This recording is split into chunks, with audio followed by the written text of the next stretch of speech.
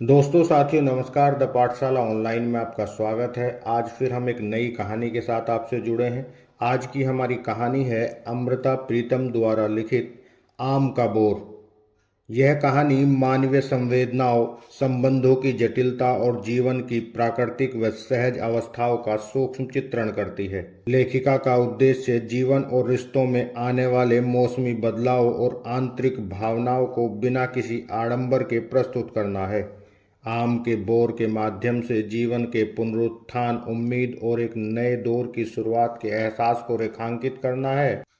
जैसे आम का बोर पतझड़ या सर्द मौसम के बाद बसंत में नई आशा लेकर के आता है, वैसे ही मनुष्य के जीवन में दुखों के बाद सुख और एक नई उम्मीद हमेशा बनी रहती है। भौतिकता और यंत्रवत जीवन से दूर रहकर प्रकृति की सुगंध और मानवीय संवेदनाओं को महसूस करना ही वास्तविक जीवन है। कहानी शुरू होती है। उसका नाम किसी ने नहीं रखा। पैदा हुई तो उसकी दादी उसे गोद में लेकर खिलाती और कहती, यह तो वीरा वाली आई है। एक वीर पहले भेज दिया, अब एक अपने साथ लाएगी। लेकिन यह नाम वीरा वाली और किसी ने नहीं बुलाया। वो कुछ बड़ी हुई तो किसी के मुंह से निकला, हाय कितनी प्यारी है पतली छमक सी, और उसी हंसी हंसी में उसका नाम छमक पड़ गया और यही सब बुलाने लगे।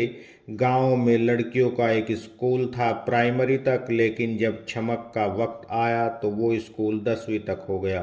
स्कूल की पढ़ाई तो 10वीं तक हो गई, लेकिन उसका इम्तहान पास वाले शहर में जाकर देना होता था। लेकिन यह बात भी छमक के लिए मुश्किल नहीं थी, क्योंकि तब तक छमक की मौसी का घर शहर में बन गया था, जहां उन लोगों का कारोबार था अनाज मंडी में।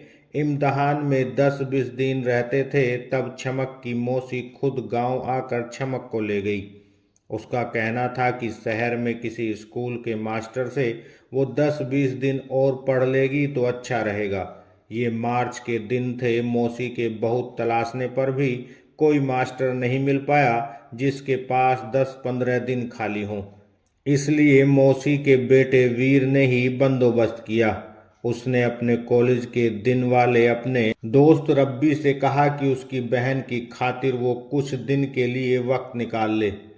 वीर ने कॉलेज बीच में ही छोड़ दिया। उसके चाचा की मौत ने वीर के बाप को बहुत अकेला कर दिया और अब उसे अपने कामकाज के लिए वीर की जरूरत थी।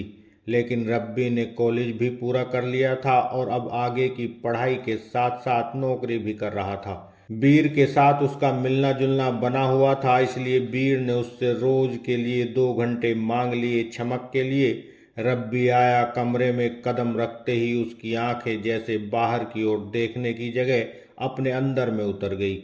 अंदर कहीं एक झांवला सा था और उसे लगा इस वक्त वही झांवला बाहर उसके सामने खड़ा था।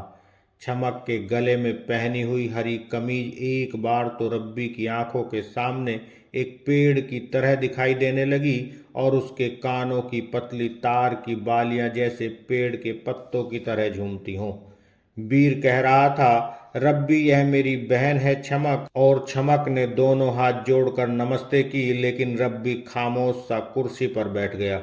उसे थोड़ा वक्त लगा अपने को संभालने में। गणित की गिनती मिनती से गुजरते हुए जाने कब 2 घंटे गुजर गए, लेकिन वक्त का ख्याल तब आया जब मौसी ने कमरे में आकर चाय रखी और कुछ मट्ठी मिठाई भी। खाया अनखाया सा करके रब्बी वहां से अपने घर गया तो जाते ही अलमारी में से अपने कागजों को उलटने पलटने लगा बहुत जल्दी से। फिर कुछ कागज हाथ में लेकर वो गौर से उन्हें देखने लगा। रब्बी को आर्ट का कुछ पता नहीं था, लेकिन एक सपना था जो उसे कई बार आता था और उसे देखते ही वह चौंक जाता था। एक बार उसने अपने सपने को लकीर में उतारा तो फिर कई बार उतारा, लेकिन हर बार उसे लगता था कि वो ठीक से कागज पर नहीं उतर पाया। एक सपना था जो पता नहीं बार बार क्यों आता था। दिखाई देता था कि कहीं आम का एक पेड़ है, कुछ दूर सा दिखाई देता, और जब वो कुछ पास जाता तो वह पेड़ नहीं होता था। उसकी जगह एक लड़की खड़ी हुई दिखाई देती। वो और पास जाता तो वहां लड़की भी नहीं होती थी, लेकिन वहां वो पेड़ जरूर होता था जो दूर से दिखाई देता था। रब्बी को जब भी यह सपना आता तो वो कुछ घबरा कर जाग उठता। इस सपने को उसने कई बार कागजों पर उतारने की कोशिश की थी। वो लड़की कभी तो लगता दूर से उसे देख रही होती, कभी वो सिर्फ पीठ की ओर से दिखाई देती जिसका हरा पल्लू हवा में उड़ता सा होता। कभी देखता कि उसने पेड़ की एक टहनी पर हाथ रखा हुआ है, और कभी वहां पेड़ नहीं होता था, सिर्फ वो लड़की होती थी। अब रब्बी अपने उन कागजों पर उतरी हुई सूरत से चमक की सूरत मिलाकर देख रहा था। सूरत कागजों पर उस तरह नहीं मिल रही थी जिस तरह उसे अपने अंदर से मिल रही थी। वो चमक के सामने पड़ी मेज पर बैठा था। एक बार खिड़की से आती हुई हवा के झोंके से मेज के सारे कागज बिखर गए थे। चमक ने उठकर खिड़की बंद कर दी थी। उस वक्त खिड़की के पास खड़े होने के कारण चमक की चुनरी उड़ने लगी थी, और फिर जब उसकी चुनरी से उसकी बालियां कुछ अटक गई तो उन्हें खोलती संभालती चमक बिल्कुल वही दिखाई देने लग गई जो रब्बी को सपने में दिखाई देती थी। ये चमक को पढ़ाने वाले 15-20 दिन रब्बी के लिए एक कयामत बन गए। वक्त गुजरना था, गुजर गया। रब्बी ने न कुछ चमक को बताया न अपने दोस्त को, चुप का चुप रह गया। इम्तहान हो गया तो चमक के लौटने का वक्त भी आ गया। सिर्फ उस दिन रब्बी ने कहा, चमक तुम आगे कॉलेज में क्यों नहीं पढ़ती? चमक चुप रही, फिर कहने लगी, जी तो चाहता है पर ऐसा होगा नहीं। क्यों? रब्बी ने कुछ इस तरह पूछा जैसे उसकी आवाज में कुछ लाचारी हो यह पूछने की। चमक पहले तो चुप रही, फिर कहने लगी, फिर मेरे भाई का ब्याह कैसे होगा? बात कुछ अटपटी थी जिससे रब्बी को हंसी भी आई और अजीब सी व्याकुलता भी।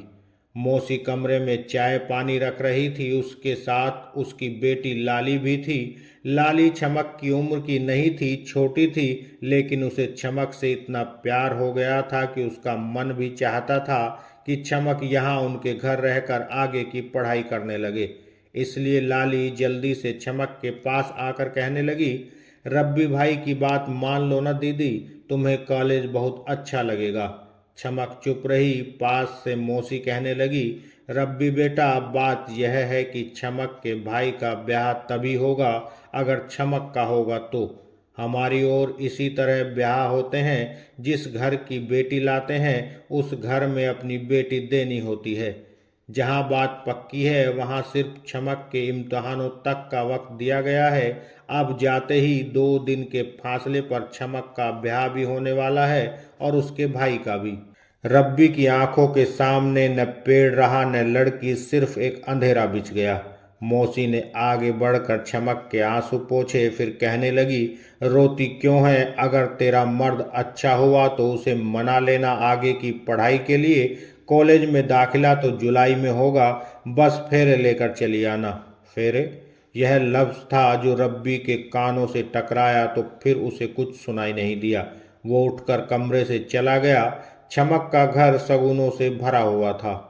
जिस रोज इस घर के लोगों ने बारात चढ़ाकर दूसरे घर में जाना था, उससे चौथे रोज दूसरे घर वालों ने बारात चढ़ाकर उनके घर में आना था। चमक के भाई को सेहरा बांधा गया। वो घोड़ी पर चढ़ा। चमक ने घोड़ी की बाग पकड़ी। फिर भाई डोली लेकर आया। उसने भाभी के मुंह में निवाले दिए, लेकिन चमक को लग रहा था जैसे वो कुछ नहीं कर रही है, सिर्फ सब कुछ होते देख रही थी। चमक को मेहंदी लगी। उबटन मलकर नहलाया गया। उसके बदन पर किनारी वाले कपड़े झिलमिलाने लगे, और जब उसने आईने में अपने को देखा तो उसे लगा जाने कौन थी जो आईने में दिखाई दे रही थी, लेकिन वो नहीं थी, कहीं नहीं थी।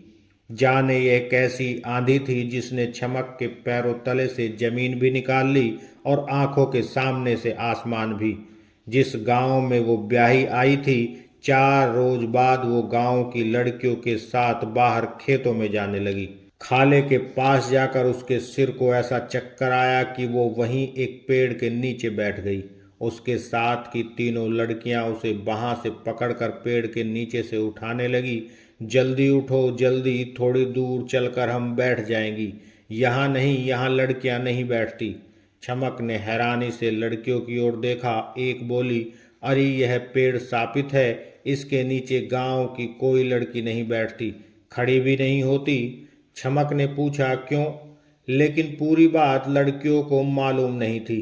कहने लगी, बस इतना ही कहते हैं कि इस पेड़ को सांप लगा हुआ है, इसे बोर लगता है लेकिन फल नहीं लगता, इसलिए यहाँ किसी लड़की को इसके पास नहीं आने देते।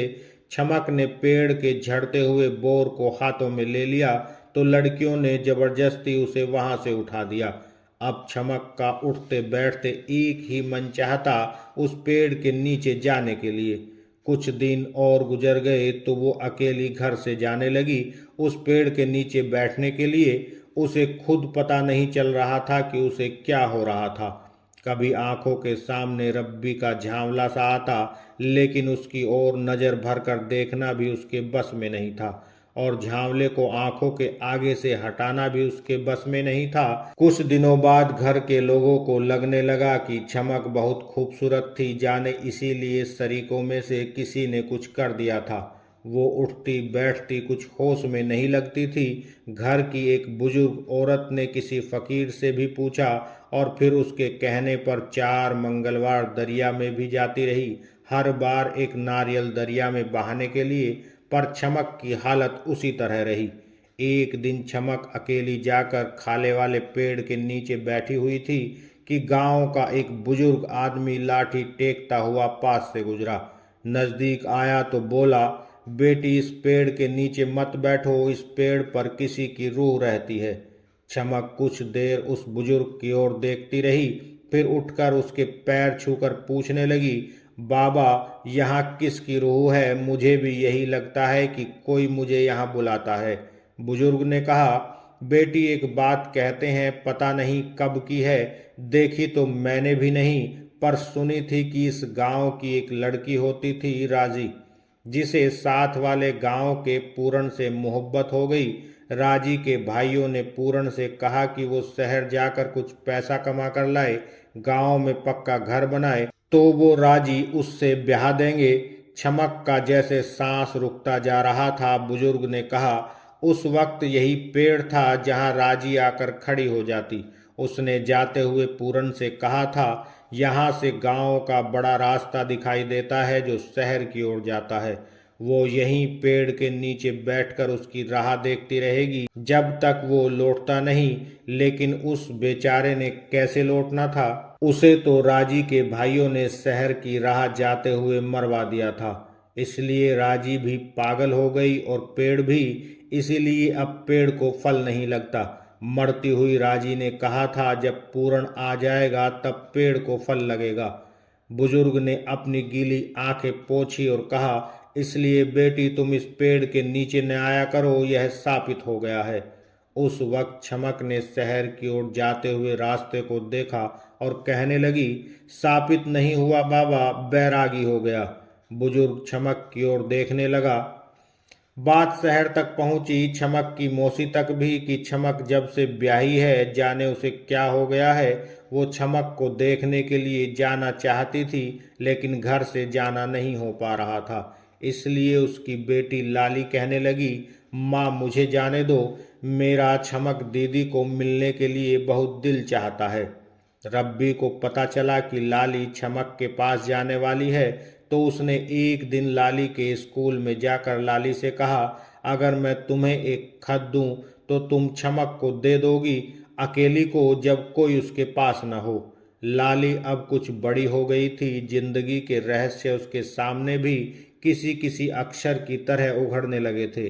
कहने लगी, रब्बी भाई आपने चमक को गांव क्यों जाने दिया? यहाँ वो कॉलेज में पढ़ती तो। रब्बी कुछ उलझन में था कि वो चमक को अपने सपने की बात बताए या नहीं, और इसी बेचैनी में उसने सिर्फ 4 पंक्तियां लिखी चमक के लिए। लेकिन वह अभी भी उलझन में था कि यह बात चमक को बताए या नहीं। सोच रहा था अब बताने से क्या होगा, पर कुछ था जो उसके कहने में नहीं था। एक बार तो उसे बता दूं जिसे कई बार देखता हूँ। लाली ने उसके हाथ से खत ले लिया। रब्बी ने कहा कुछ नहीं, लेकिन मायूस सी आंखों से लाली की ओर देखा। लाली गांव आई, लेकिन चमक मायके के घर में नहीं थी। माँ ने रोकर बताया, कहते हैं वो अच्छी नहीं है, कई बार बुला भेजा है लेकिन आती भी नहीं। कहते हैं खाले वाले पेड़ के नीचे जाकर अकेली बैठी रहती है, जाने किसी ने उसे क्या कर दिया। लाली ने कहा, मौसी मुझे वहां भिजवा दो, मैं तो उसे मिलने आई हूँ, मिल कर जाऊंगी। छमक की माँ ने कुछ मट्ठी मिठाई टोकरी में डाली और अपने पुरानी एतबारी कामगार के साथ लाली को उस गांव भेज दिया जहां छमक थी। लाली छमक से छोटी थी, फिर भी छमक को लगा कोई अपना बड़ा उसके पास आया है। वो लाली से कभी मौसी का हाल पूछती, कभी वीर का, और फिर खामोशी से उसकी ओर देखने लग जाती। दूसरी शाम छमक लाली को लेकर उसी खाले वाले पेड़ के नीचे चली गई जहां लाली ने आहिस्ता से पूछा, तू किसी और का हाल नहीं पूछेगी? छमक ने कहा, कुछ नहीं, पर लाली की ओर देखने लगी। लाली ने ही हंसकर कहा, दीदी रब्बी भाई का हाल नहीं पूछना? छमक सारी की सारी अपने दिल की तरह धड़कने लग गई। यह लो, रब्बी भाई ने तुम्हें एक खत दिया है, लाली ने कहा तो छमक के हाथ खत लेते हुए कांपने लग गए। बस 4 पंक्तियां थी। जब से मैंने होश संभाला है, सपने में मुझे एक पेड़ दिखाई देता है। फिर देखता हूँ कि वहाँ पेड़ कोई नहीं होता, वहाँ तुम होती हो। पास जाता हूँ तो तुम कहीं नहीं होती, सिर्फ एक पेड़ होता है। और इन 4 पंक्तियों के नीचे एक और पंक्ति थी, मैं इस सपने का रहस्य नहीं जान पाया, अगर तुम्हें कुछ पता चले तो बताना। छमक की आंखों के सामने से सारे अक्षर अलोप हो गए, वो कागज भी, और उसकी जगह एक रोशनी सी चमक गई कि वो छमक नहीं थी, राजी थी, और रब्बी उसका पूर्ण था। छमक पूरी तरह होश में नहीं थी। लाली मुश्किल से उसे थाम कर घर लाई। छमक सारी रात चारपाई पर ऐसे पड़ी रही जैसे उसमें जान नहीं रही हो। लाली ने वो खत संभाल लिया, छिपा लिया, लेकिन बड़ी घबरा गई थी। घर के लोगों ने लाली को हौसला दिया, तू चिंता न कर बेटी, इसका तो रोज का यही हाल है। कई हकीमों से पूछ चुके हैं, फकीरों दरवेशों से भी, जाने इसे क्या हो गया है। दूसरे रोज लाली ने लौटना था। छमक भी कुछ होश में थी। वह लाली से कहने लगी, खत का जवाब लेकर नहीं जाएगी? हाँ लेकर जाना है, लाली ने कहा और रो पड़ी। छमक ने कागज लेकर 2 पंक्तियां लिखी, मैं अभी भी उस पेड़ के नीचे खड़ी, पिछले जन्म से खड़ी, पर इस पेड़ को बोर लगता है, फल नहीं लगता। और इसी के साथ ये कहानी समाप्त हो जाती है। दोस्तों साथियों, अगर ये कहानी आपको पसंद आई हो तो इसे लाइक करें, हमारे चैनल को सब्सक्राइब करें। आगे फिर एक नई कहानी के साथ आपसे जुड़ते हैं, तब तक के लिए दीजिएगा इजाज़त। नमस्कार, जय हिंद, जय भारत।